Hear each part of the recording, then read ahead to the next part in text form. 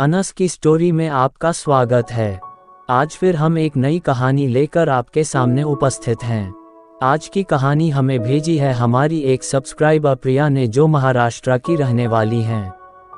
ये कहानी प्रिया के गांव की है, जो कि उसकी फ्रेंड के साथ आप बीती है। So let's start today's story.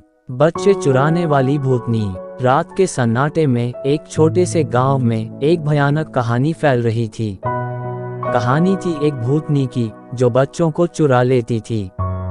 लोग डर के मारे घरों में छुपे हुए थे और बच्चे अपने माता पिता की गोद में छिपे हुए थे। रात के अंधेरे में जब सब सो रहे होते हैं, भूतनी की चीखें सुनाई देती हैं, जो बच्चों की नींद को चुरा लेती हैं। खोलो मत अपनी आंखें रात के अंधेरे में, क्योंकि भूतनी चुपके से आकर बच्चों को अपने भूतिया खेल में शामिल कर लेती है। उन चिंगारी रातों में जब बच्चे सोते हैं, भूतनी की कहानियों ने उन्हें डर का सामना करा दिया है। जब चांदनी छुप जाती है और अंधेरा छाता है, तो भूतनी की चीखें सुनाई देती हैं, जो बच्चों का खून पी जाती हैं।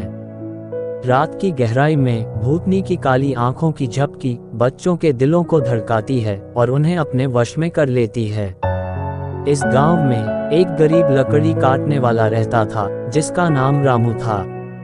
उसकी एक छोटी बेटी थी, जिसका नाम लता था।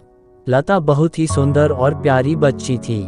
रामू अपनी बेटी से बहुत प्यार करता था। एक दिन रामू जंगल में लकड़ी काटने गया। लता घर पर अकेली थी। तभी अचानक एक भूतनी लता के घर में घुस आई। भूतनी बहुत ही भयानक थी। उसके लंबे नुकीले नाखून और बाल थे और उसकी आंखें लाल थीं। भूतनी ने लता को डराया और उसे अपने साथ ले गई। लता रोती रही, लेकिन भूतनी ने उसे नहीं छोड़ा। भूतनी लता को एक गुफा में ले गई, जहां उसने कई और बच्चों को भी कैद कर रखा था। रामू जब जंगल से वापस आया, तो उसने देखा कि लता घर पर नहीं है। उसने लता को हर जगह ढूंढा, लेकिन वह नहीं मिली। रामू बहुत परेशान हो गया। उसने गांव वालों को लता के गायब होने के बारे में बताया।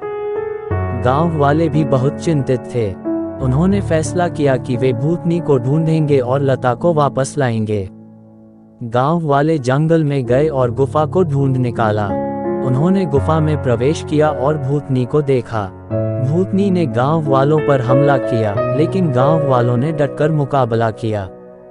एक लंबी लड़ाई के बाद गांव वालों ने भूतनी को हरा दिया। उन्होंने भूतनी को गुफा में ही कैद कर दिया और लता को वापस लाए। रामू अपनी बेटी को देखकर बहुत खुश हुआ। उसने लता को गले से लगा लिया और उसे घर ले गया। लता ने गांव वालों को बताया कि भूतनी ने उसे और अन्य बच्चों को कैसे कैद कर रखा था। उसने ये भी बताया कि भूतनी बच्चों का खून पीना चाहती थी। गांव वाले बहुत डर गए। उन्होंने फैसला किया कि वे भूतनी को हमेशा के लिए कैद कर देंगे। गांव वालों ने गुफा के मुहाने पर एक बड़ी चट्टान रख दी। उन्होंने ये भी सुनिश्चित किया कि भूतनी कभी भी गुफा से बाहर न निकल सके। इसके बाद गांव में फिर से शांति स्थापित हो गई। बच्चे फिर से सुरक्षित थे और वे खुशी खुशी खेलने लगे। अंत। तो गाइस, सपोर्ट करिए अपने छोटे भाई को।